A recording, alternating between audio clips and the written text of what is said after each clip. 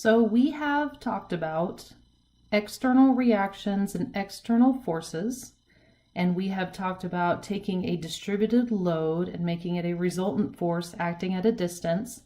This is everything that we talked about in statics that relates to rigid body equilibrium. We're going to move to deformable body equilibrium, which is taking all that external stuff and seeing how it reacts internally.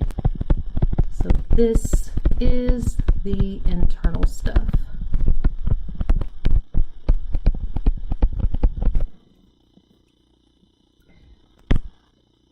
First and most importantly, we do have a sign convention. So if I were to take a simply supported beam with a pin on one side and a roller on the other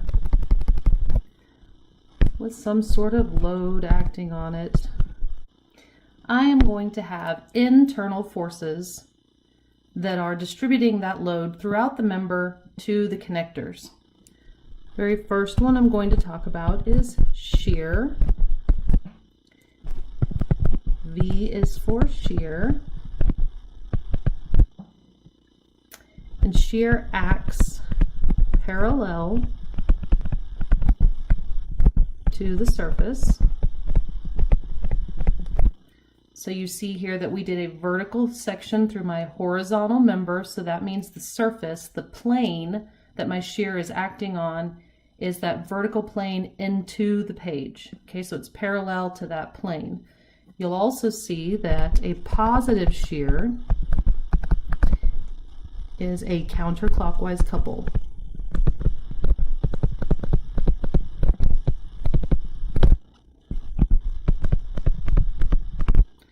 So it's up on the right and down on the left.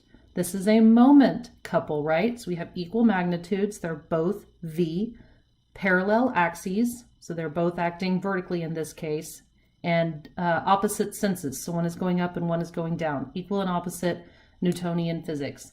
So this is shear. And it's either positive or negative. Next up is my normal force. Normal and normal. N is for normal. And it acts perpendicular.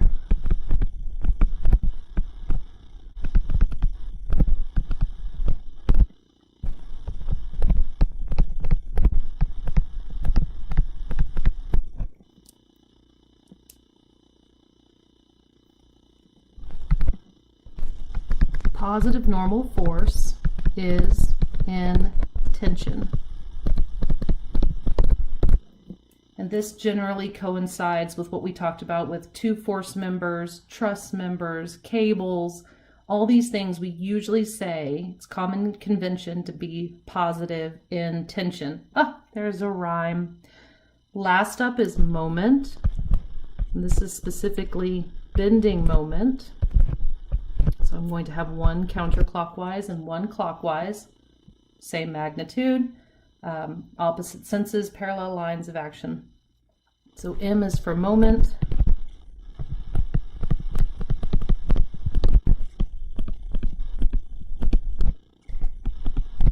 And this acts with compression in the top fibers as positive. Okay, we're going to delve more into moment and bending moment and flexure formula a little bit later in our lecture series. For now, what I want you to look at is the vector tip. The little pointy part of my arrow is pointing up on either side, so that means it's a positive moment. Okay, which means for all these values, negative shear is clockwise couple, negative normal force is in compression, and negative moment is when the arrows are pointing down and causing compression in the bottom fibers. Let's say I have a propped cantilever. I have a roller at A fixed end at B. C is an internal hinge. I have a distributed load acting over the 5 meters between A and B. I have an applied moment of 75 kilonewton meters at the far left, and my internal point, D, is 1 meter from B. Okay, I drew it in blue so that you can see it's a point and not a hinge. And if you're confused, I try real hard to tell you if it is or is not a hinge. So the first thing I'm going to do is draw a free body diagram for the entire system. So I have a roller at A, which means I have one reaction acting perpendicular to the surface the roller is acting on. And then I'm going to have By, Bx, and moment B. And by the way, I like to assume the positive. So that means that all of my Y assumptions are acting up. All of my X assumptions are acting to the right, and all of my moment assumptions externally at the connectors are counterclockwise, okay? I have 4 unknowns here. So that means I cannot solve for all of my reactions with this one free body diagram. I need a free body diagram from A to C. And I took it apart at C because I have an internal hinge at C, which means that I do not have moment. Pins externally and pins internally both act the same. So I only have vertical and horizontal. So I'm going to have CY and CX acting at C. I still have my roller here, AY, and my load, and then what little of the distributed load is left over that 2 meters. Okay, 3 unknowns, so I can sum moments about C, and I will have AY times 2 going clockwise, 5 times 2 times 1 for my resultant force and its distance, and that is going counterclockwise. I have the applied moment going counterclockwise, and everything C passes through. I find that AY is equal to 42.5 kilonewtons acting up. If I sum for forces in the Y direction,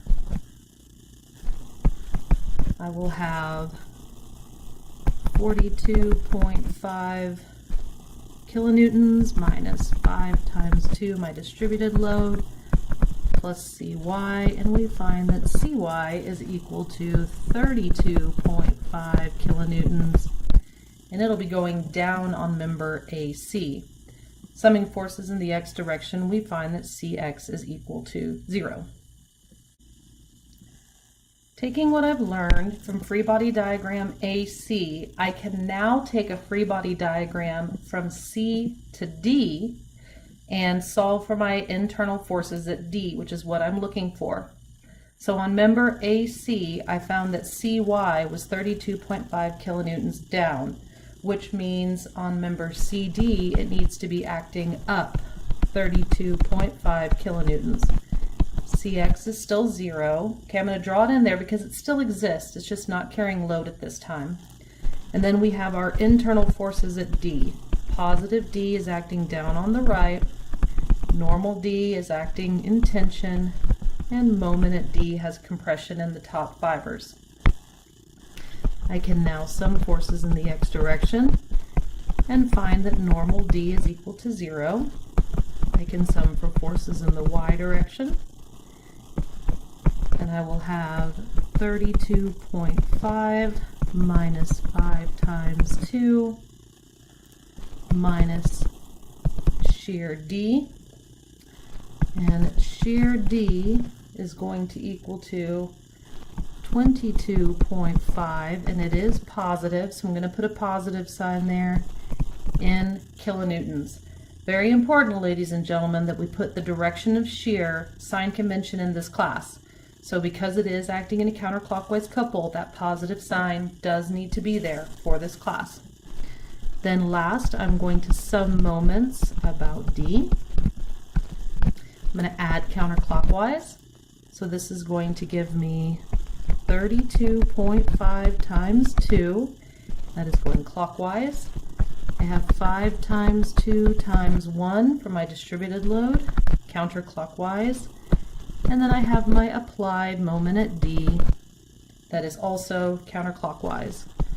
My moment at D is equal to positive 55 kilonewton meters. Again, it does end up with compression in the top fibers, so I do need to write it positive. I often get questions about why I subtracted shear D from my force Y equation when it's in positive sign convention. We're talking about two different things. Positive sign convention and then equilibrium equations are two different things. So where this is positive on my free body diagram, when I'm summing for forces, I add everything that points up and subtract everything that points down. So shear D is pointing down, so it's subtracted from equilibrium. Let's say that I have this cantilever with a point A.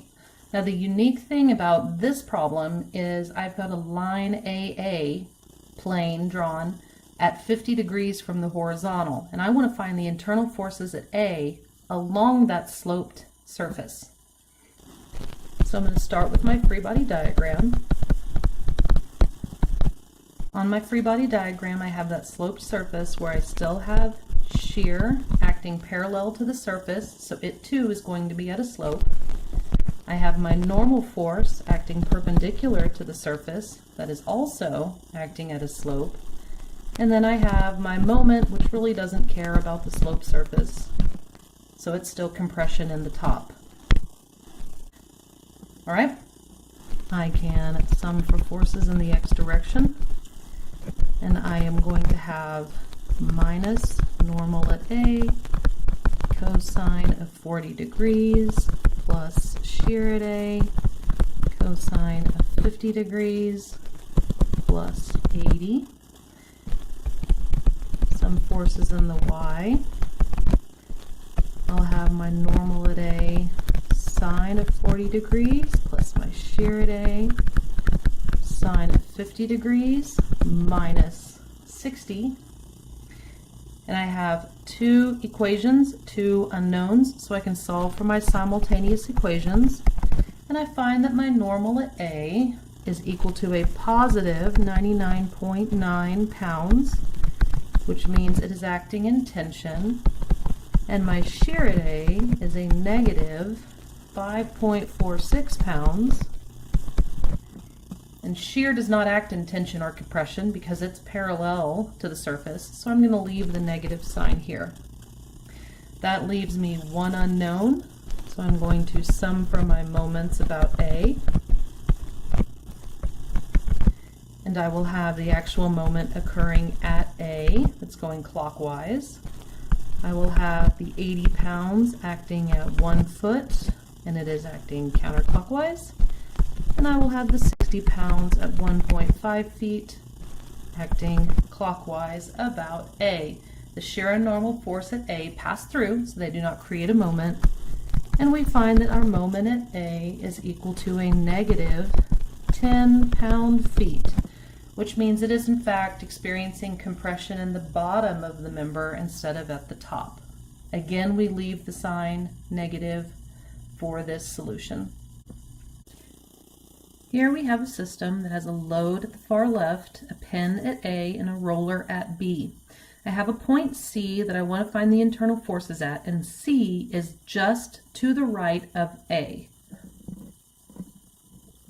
I'm going to begin by solving for the reactions at A, because if I have those, then I can do a free body diagram of AC, and I can solve for C. Summing moments about B, I have 75 that is 6 meters away and it is causing a counterclockwise rotation. And I have AY that is 4 meters away causing a clockwise rotation, and AX passes through. AY is equal to 112.5 kilonewtons. I can now draw my free body diagram of AC. Don't forget your reaction AY, which is 112.5 kilonewtons. C is just to the right of A, so if I'm taking a free body diagram to the left of C, That means that A is going to be included. By the way, AX is equal to 0. So I need my internal forces at C. So I will have shear at C, normal at C, and moment at C. Okay? There's still internal forces acting at C in addition to the external forces acting at A. All right? They're both still there. The green is external, the blue is internal. And shear at C, you're going to find, is not equal to 112.5. So two separate forces. So if we sum for forces in the y direction, we will have minus 75 plus 112.5 minus shear at C. Shear at C is equal to a positive 37.5 kilonewtons. Summing for forces in the x direction, we find that our normal force is equal to 0. And summing for the moments about C, we will have 75 kilonewtons acting at 2 meters, causing a counterclockwise rotation, as well as the applied moment at C. Everything else passes through, because even though A is just to the left, it is so close that the distance is negligible, meaning it doesn't create enough of a moment to be worried about. And we find that moment C is equal to a negative 150 kilonewton meters, which means it's experiencing compression in the bottom.